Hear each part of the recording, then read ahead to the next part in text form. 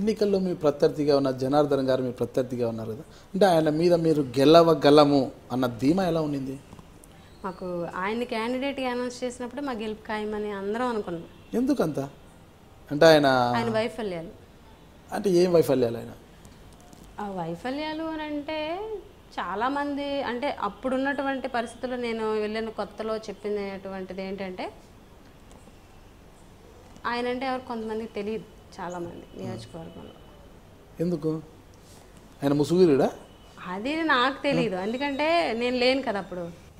అది చెప్పడం అది చెప్పారు, అదే ఆయన వైఫల్యం అని నేను అనుకుంటున్నాను. అది ఎంతవరకు కరెక్ట్? చాలా మందికి తెలియదు, అంటే ముసుగేసుకుని తిరుగుతారా అని. అలా ఏం లేదు, తిరుగుతుంటే నియోజకవర్గంలో అందుబాటులో ఉంటారా? ఏమో ఆయన ఏ రకంగా ప్రజలకు అందుబాటులో ఉన్నారో లేరో ప్రజలకు అసలు. మీరు ఆయన వైఫల్యాలు నన్ను గెలిపించి అంటున్నారు కదా, ఆయన నిలబడిన వెంటనే ఆయన క్యాండిడేట్ ఆయన అంటే నేను గెలిచిపోయానని ఆ రోజు ఫీల్ అయిన అంటున్నారు కదా, అంటే అంత గట్టిగా నమ్మకం రావడానికి బలమైన కారణం ఏమి? ఇతను జనార్దన్ ఆయన గెలిచిపోయాను అనేసి ఇంట్లో పడుకున్నారు, ప్రచారం చేశారా? అక్కడ నా నియోజకవర్గంలో, కురుపా నియోజకవర్గంలో గిరిజనులు టీడీపీని ఎంకరేజ్ చేయరు. ఎందుకు కారణం? నా నియోజకవర్గం అనే కాదు, మొత్తం అన్ని గిరిజన నియోజకవర్గాల్లో కూడా రాజశేఖర రెడ్డి గారు అంటే గుండెల్లో పెట్టుకున్నారు గిరిజనులు. అందుకే ఈరోజు 7 నియోజకవర్గాలు 6 నియోజకవర్గాలు వైఎస్ఆర్ కాంగ్రెస్ పార్టీకి రావడానికి కారణం రాజశేఖర రెడ్డి గారిని గుండెల్లో పెట్టుకున్నారు కాబట్టే మా గెలుపు ఈజీ అయింది. సరే, రాజశేఖర రెడ్డి గారిని గుండెల్లో పెట్టుకున్నారు, గుడిలో పెట్టుకున్నారు, ఇవన్నీ మనం పక్కన పెడతాం. జనార్దన్ రెడ్డి గారి వైఫల్యాలు ఏమున్నాయి, మీరు ఏం గ్రహించారు? జనార్దన్ తాటరాజు ఆయన పేరు. ఓకే, నేను ఏదో షార్ట్ కట్లో చెప్పాలండి, తాటరాజు అని పక్కన ఎందుకు. అంటే జనార్దన్ తాటరాజు గారికి ఎలా తాట తీయగలిగారు మీరు? మనమేమీ తీసింది లేదండి, నియోజకవర్గంలోని గిరిజనులు ఎన్నో ఇబ్బందులు పడుతున్నారు, అవన్నీ తెలిసినవే. ఏ రకంగా ఆయన నెరవేర్చలేదు అన్నది ప్రజలకు తెలుసు. ఆయన ఓడిపోయారు అని అంటే, ప్రజలు వ్యతిరేకంగా తీర్పిచ్చారు అని అంటే ఖచ్చితంగా ఆయన ఇచ్చిన హామీలు నిలబెట్టలేదు, అభివృద్ధి చేయలేదు అని నేను అనుకుంటున్నా. నియోజకవర్గ ప్రజలు ఇచ్చినటువంటి తీర్పు ప్రకారం అయితే. అంటే ఆయన ఇంతకుముందుగా ఎమ్మెల్యేగా పనిచేశారు. ఆయన 2009లో ఎమ్మెల్యేగా పనిచేశారండి, కాంగ్రెస్ నుంచి పోటీ చేసి. అంటే ఆయన వైఫల్యాలే ఆయనని ఓడించారంటున్నారు, దాన్ని బట్టి మీరేం నేర్చుకున్నారు? నియోజకవర్గ యొక్క ప్రజలకి అభివృద్ధి చేయకపోతే ఎవరినైనా ఓడిస్తారు. నియోజకవర్గ ప్రజల్ని విస్మరించిన ప్రజల దగ్గరికి వెళ్ళకపోయినా, ప్రజల్ని గౌరవించకపోయినా, ప్రజా సమస్యల మీద పోరాడకపోయినా ఖచ్చితంగా ప్రజలు ఎలక్షన్ అప్పుడు ఓట్లతోటే బుద్ధి చెప్తారు. పుష్ప శ్రీవాణి గారు కొండ ప్రాంతాలు, గిరిజన ప్రాంతాలు కలియ తిరిగేస్తున్నారు, సమస్యల పోరాటం కోసం అలుపెరుగని పోరాటం చేస్తున్నారు, సమస్యల పరిష్కారం కోసం. అయినప్పటికీ కూడా నియోజకవర్గంలో క్యాడర్ని స్ట్రెంథన్ చేసుకోవడంలో విఫలమవుతున్నారు అన్న ఒక అపవాదు ఉంది. ఎందుకు క్యాడర్ని స్ట్రెంథన్ చేసుకోలేకపోతున్నారు? అంటే మీకు వచ్చిన ఇన్ఫర్మేషన్ అయితే 100% అయితే కరెక్ట్ కాదు, 90% కరెక్టా అనుకోండి, 90% కూడా కాదు. అంటే నేను చెప్తాను 2011లో వైఎస్ఆర్ కాంగ్రెస్ పార్టీలోకి రావడం జరిగింది మా మామయ్య గారు. అంటే అప్పటికి నేను లేను, అంటే నాకు తెలిసినటువంటి హిస్టరీ చెప్తున్నాను. 2011లో వైఎస్ఆర్ కాంగ్రెస్ పార్టీలోకి రావడం జరిగింది. అంతకుముందు ఎక్కడున్నారు మీ మామగారు? అప్పుడు కాంగ్రెస్లో ఉన్నారు, కాంగ్రెస్ నుంచి వైసీపీకి వచ్చారు. ఓకే, అంటే రాజశేఖర రెడ్డి గారి అభిమాని మామయ్య గారు కూడా కాంగ్రెస్లో ఉండేవారు. ఆయన చనిపోయిన తర్వాత వైఎస్ రాజశేఖర రెడ్డి గారి మీద అభిమానంతో జగన్మోహన్ రెడ్డి గారికి తోడుగా ఉండాలన్న ఉద్దేశంతో వైఎస్ఆర్ కాంగ్రెస్ పార్టీలోకి రావడం జరిగింది. ఆయన వెంట చాలామంది కాంగ్రెస్లో ఉన్నటువంటి, అక్కడ అటువైపు ఒక మంత్రిగా ఒక ఎమ్మెల్యేగా ఉన్నప్పటికీ కూడా చాలామంది మామయ్య గారు వెంట రావడం జరిగింది 2011లో. 2011 నుంచి 2014 వరకు ఆయనతో ట్రావెల్ చేసి కార్యకర్తలందరూ 2014లో గెలుపొచ్చింది. అయినప్పటికీ కూడా ప్రతిపక్షంలో ఉన్నాం. ఈరోజు మీరు క్యాడర్ని మేము పటిష్టం చేయలేకపోయామని మీరు అన్నారు. ఈరోజు 2014 నుంచి ఇప్పుడు 2017 వరకు వైఎస్ఆర్ కాంగ్రెస్ పార్టీ కార్యకర్తలు ఎవరైతే మామయ్య గారి వెంట వచ్చి 2014లో గెలుపుకు కారణమయ్యారో వాళ్ళల్లో ఒక్కళ్ళు కూడా ఈరోజు అధికార పార్టీ నుంచి ఎన్ని ఒత్తిళ్ళు వచ్చినా, వాళ్ళు ఎన్ని ఇబ్బందులు పెట్టినా ఒక్కళ్ళు కూడా టీడీపీలోకి వెళ్ళలేదు అని అంటే మా పార్టీ కానీ మా కార్యకర్తలు కానీ ఎంత స్ట్రాంగ్గా ఉన్నారన్నది మాకు తెలుసు. అదైతే నేను చెప్పగలను. అంటే వైఎస్ఆర్సీపీ కార్యకర్తలంతా కూడా స్ట్రెంథన్ చేసుకోవడంలో మీరు సఫలీకృతమయ్యాలని భావిస్తున్నారా? సఫలీకృతమయ్యామని అనుకుంటున్నామండి.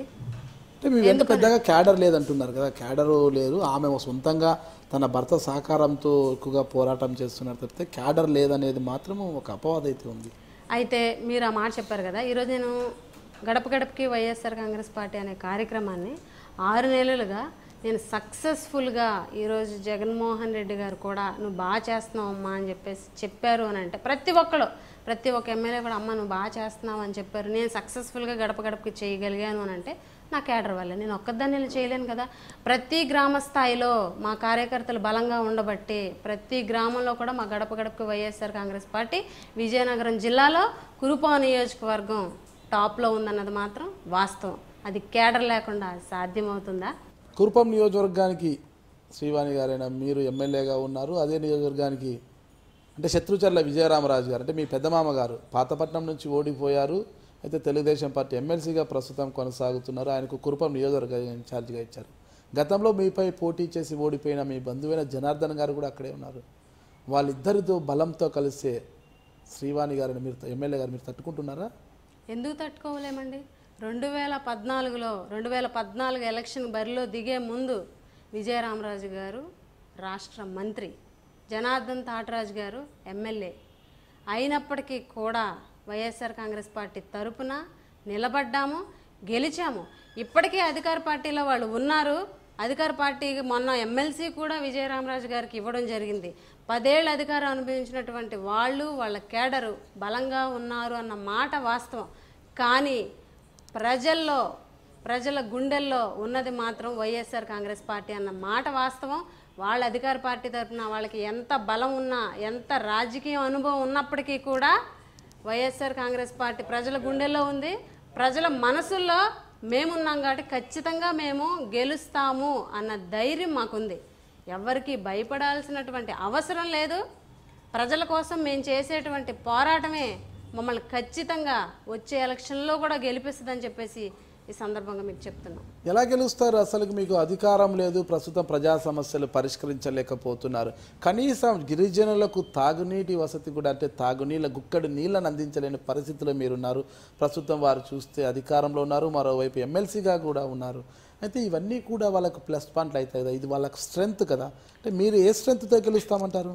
ఇప్పుడు వైఎస్ఆర్ కాంగ్రెస్ పార్టీ తరఫున ప్రతిపక్షంలో మేము ఉన్నప్పటికీ కూడా ఫైట్ చేసి అసెంబ్లీలో, జిల్లా పరిషత్ మీటింగ్లో, గవర్నింగ్ బాడీ మీటింగ్లో, అన్ని మీటింగుల్లో కూడా ఫైట్ చేసి కొన్ని సమస్యలు ఈరోజు గిరిజన సమస్యలు మేము తీర్చడం జరిగింది. అయితే ఈరోజు వాళ్ళ అధికారంలో ఉండి కూడా ఒక్క సమస్య గిరిజనుల కోసం మాట్లాడడం కానీ ఒక్క సమస్య గిరిజనులు తీర్చడం కానీ ఇప్పటి వరకు లేదు. కాబట్టి ఖచ్చితంగా మా గిరిజన ప్రజలు ఏంటంటే సమస్య తీరిందా లేదా అన్నది తర్వాత విషయం. అయితే మా కోసం ఎవరు గట్టిగా పోరాడుతున్నారు, నిజంగా మా కోసం ఎవరు అసెంబ్లీలో కానీ మీటింగులో కానీ ఎవరు ఫైట్ చేస్తున్నారు అన్నది మాత్రమే చూస్తారు ప్రజలు. ఈరోజు తెలివైన వాళ్ళు, వాళ్ళకి తెలుసు ఈరోజు అధికార పార్టీ తెలుగుదేశం వాళ్ళు ఈరోజు ప్రతిపక్షం వాళ్ళకి నిధులు ఇవ్వట్లేదని కూడా వాళ్ళకి తెలుసు. ప్రజలు అంత విజ్ఞానం లేకుండా అయితే లేరు. ఖచ్చితంగా ఆ నమ్మకంతో 2019లో ఖచ్చితంగా వైఎస్ఆర్ కాంగ్రెస్ పార్టీ అక్కడ ఎమ్మెల్యేగా గెలవడం ఖచ్చితంగా ఉంటుంది. ఏం సాధించాలనుకుంటారు? అంటే మీకు 2019 ఎన్నికల్లో వైసీపీ అధికారం చేపడితే రాష్ట్ర వ్యాప్తంగా నియోజకవర్గంలో మీరు ఎలాంటి అభివృద్ధి సాధించాలనుకుంటున్నారు? ఒక స్కెచ్ కానీ ఒక ప్రణాళిక కానీ ఏమైనా ఉందా ఇప్పటి నుంచే మీ నియోజకవర్గం మీద? ఖచ్చితంగా ఉందండి. 2019లో వైఎస్ఆర్ కాంగ్రెస్ పార్టీ అధికారంలో రావడం అన్నది ఖాయం. 2019లో అధికారంలోకి వస్తే ఏదైతే మేము ఇప్పుడు ఈరోజు ప్రజల సమస్యలు తెలుసుకొని ఏదైతే మేము చెయ్యలేకపోతున్నామో వాటన్నిటినీ కూడా మేము అధికారంలోకి వచ్చిన తర్వాత 100% మా నియోజకవర్గం ఒక మంచి స్థాయికి, గిరిజన నియోజకవర్గం అయినప్పటికీ కూడా చాలా అభివృద్ధి చెందింది అని ప్రతి ఒక్కరు అనుకునేలాగా అయితే మేము అక్కడ అభివృద్ధి చేస్తామని చెప్పేసి మీకు తెలియజేస్తున్నాం. 2019 ఎన్నికల్లో వైసీపీ రాష్ట్రంలో అధికారం చేపడుతుందని చెప్తున్నారు. ఇది ఓన్లీ కాన్ఫిడెన్సా, ఓవర్ కాన్ఫిడెన్సా? నమ్మకం. కాన్ఫిడెన్స్ కాదు, ఓవర్ కాన్ఫిడెన్స్ కాదు, నమ్మకం. ఖచ్చితంగా ఈ ప్రభుత్వ వైఫల్యాలకి ప్రజలు విసిగిపోయినటువంటి పరిస్థితి దుస్థితి రాష్ట్రంలో ఉంది. ఈ ప్రభుత్వం ఎటువంటి పరిపాలన పరిపాలిస్తుంది?